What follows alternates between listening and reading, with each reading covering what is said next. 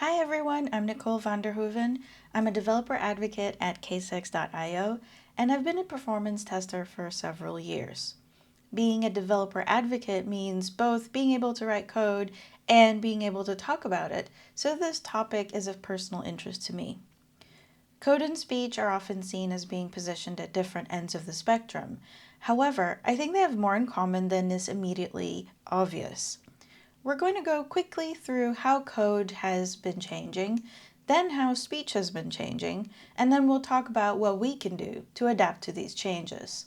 Oh, and by the way, these slides are public and I'll share the URL at the end. On one hand, there's code. Code comes in many forms. This is the first program ever, an algorithm for an analytical engine created by the first ever computer programmer, a woman named Ada Lovelace. The interesting thing is that this is pure mathematics. Code is terse, strictly logical, and limited. It has a vocabulary all of its own, and its syntax is unforgiving. Code has traditionally been in the domain of computer science, and the stereotype is that it's incomprehensible to those outside the know. And when we look at this precursor of code, we may be inclined to agree. This is binary code. Binary code consists of zeros and ones, and it's used to encode data into an on-off or yes-no pattern. Each 0 or 1 is a binary digit or bit, and we need to string together 8 of them to form unique representations of characters, and we call the 8 of them a byte. Already we can see here a form of abstraction. Abstraction just means grouping things together to give them a collective name that's easier to understand and easier to refer to. And it's something that humans are great at. Now this is machine code. Machine code interprets binary code in hexadecimal form. It's used to send instructions directly to a computer CPU. This is assembly code, and stick with me here. This is specifically for a Motorola 68000 microprocessor. It's not really important to know at this level what the differences of the code are, but I'll explain later why I'm going through it. Assembly code makes machine code more functional, adding special keywords. This is a huge jump in abstraction, as programmers at this level can now use words instead of pure numbers.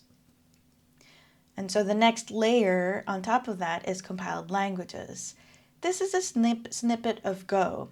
At this point, the code is starting to become more intelligible, more human readable. There's still a structure there, but now there's a distinct shift away from numbers and a shift towards readable English words.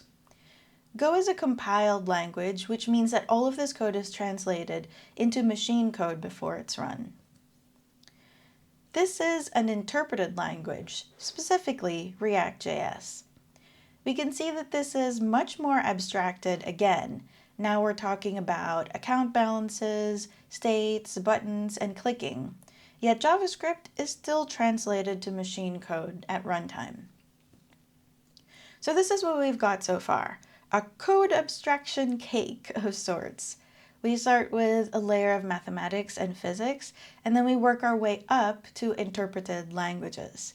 Code at each layer exists today, so it's less a chronological progression than just different ways to do the same thing.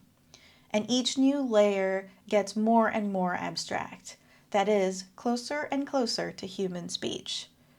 So code is moving towards speech, but what about speech? Speech is moving the opposite way, towards coding. Take the phrase large, snorting, ancient red dragon. In this phrase, the dragon is the noun or the thing, and all the other words are adjectives. They describe the dragon in some way. Why don't we say red, ancient, snorting, large dragon? English speakers would probably say that it sounds off. But why?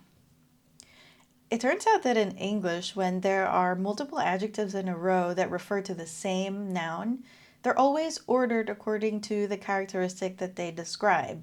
So large is the dragon's size, the fact that it's snorting is a physical quality, Ancient refers to its age, and red is its color.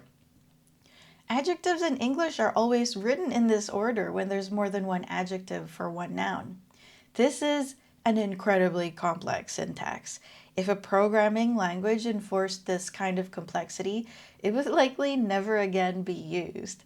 But native speakers of English do this without even noticing. So we often think of speech as unbounded and very forgiving in syntax, but it's not always the case.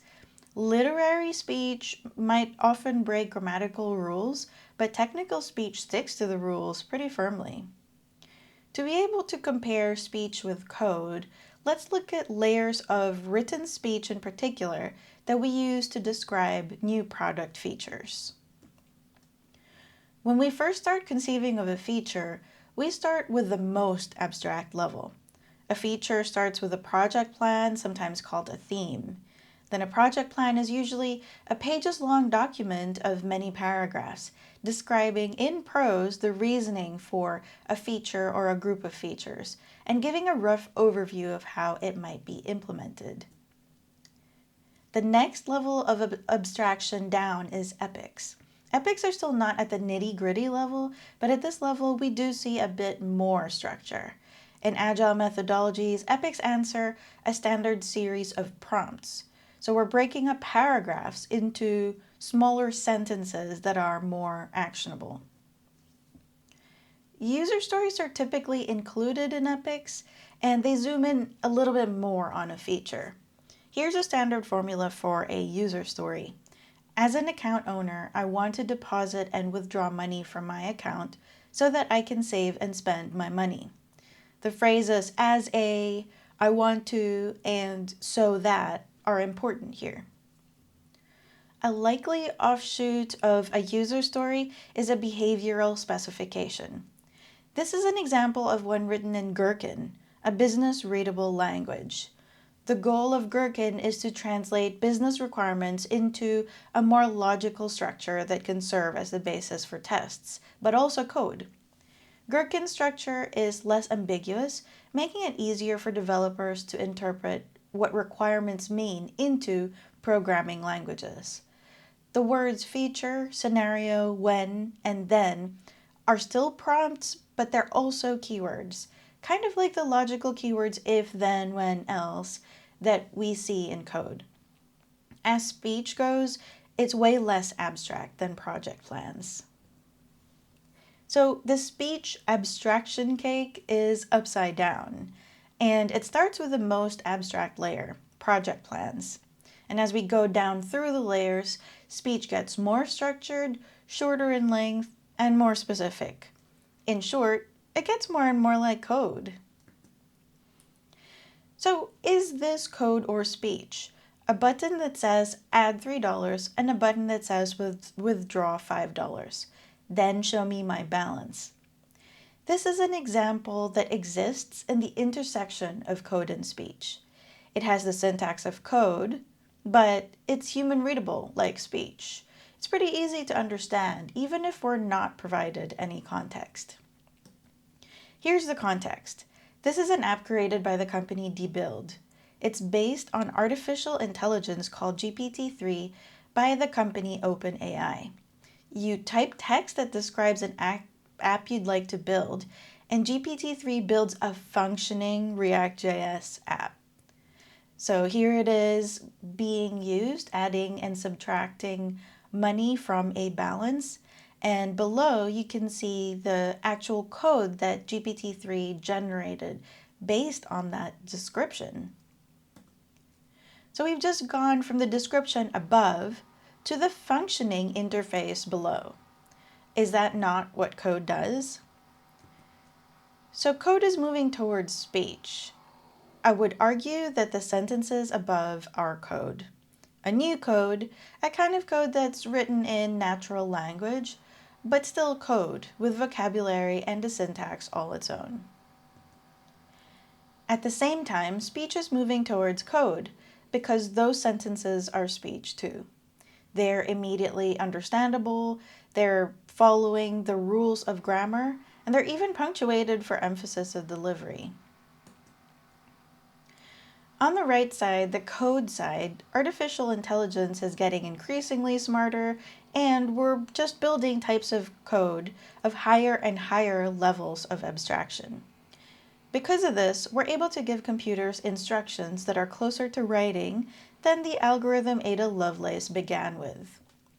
On the left side, the speech side, we're starting from a place of high abstraction already, but working in tech and building software has caused us to be more and more precise with our language, to the point where our descriptions of code may just become code themselves.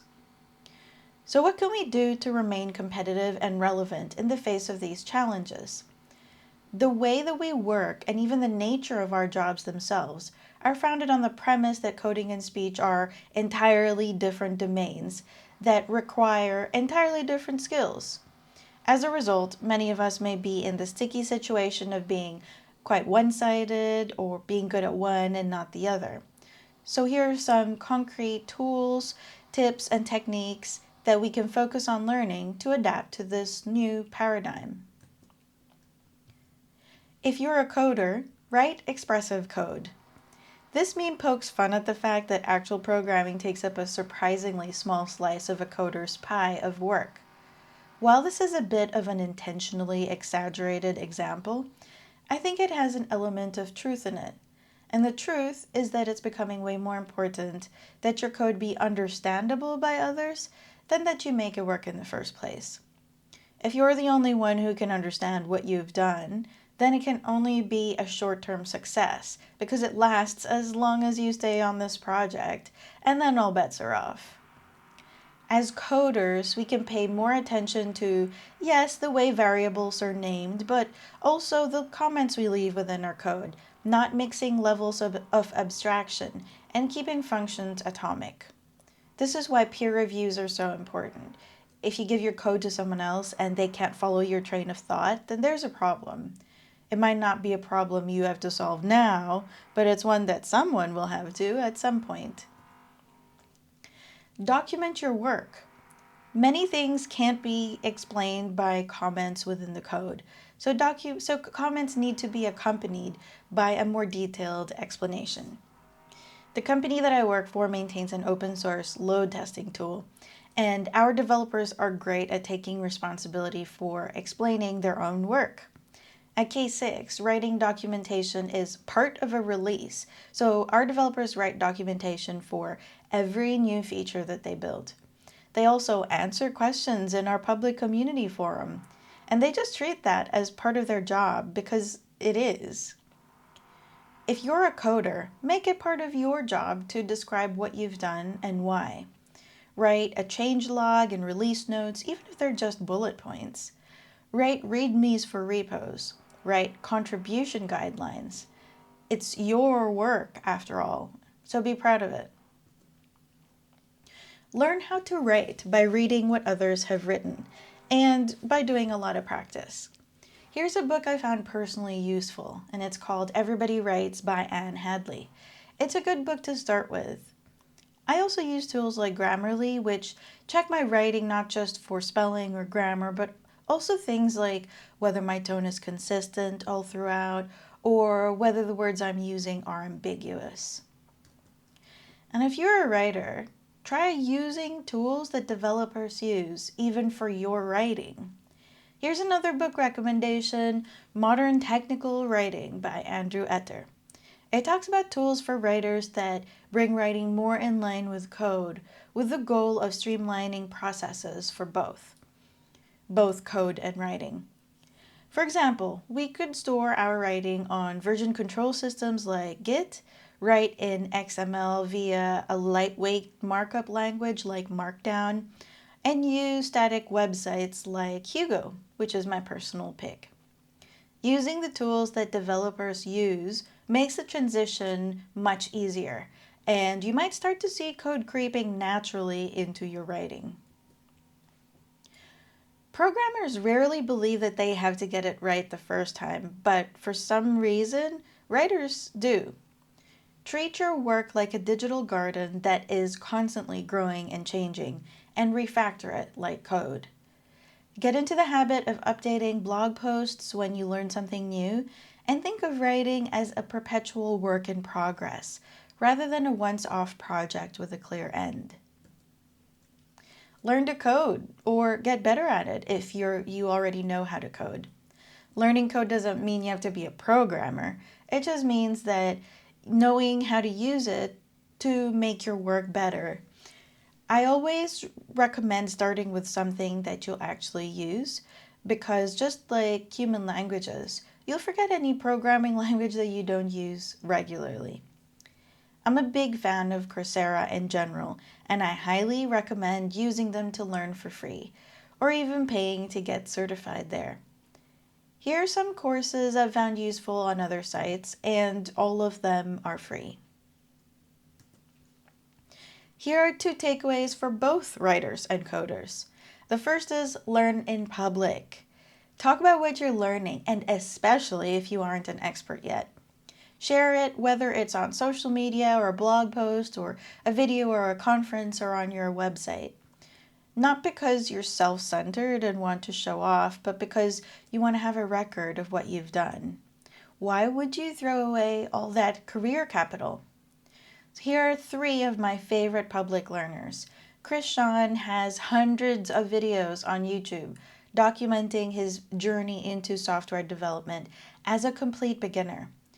Josh Branshaw has a GitHub repo called TIL, Today I Learned, where he just posts one thing he learned every day. Years later, he has a repository of over 1,000 little snippets in many languages. Sean Wang blogged about becoming a software developer enough that he wrote a book about it, his experience, and everything he's learned, called the Coding Career Handbook.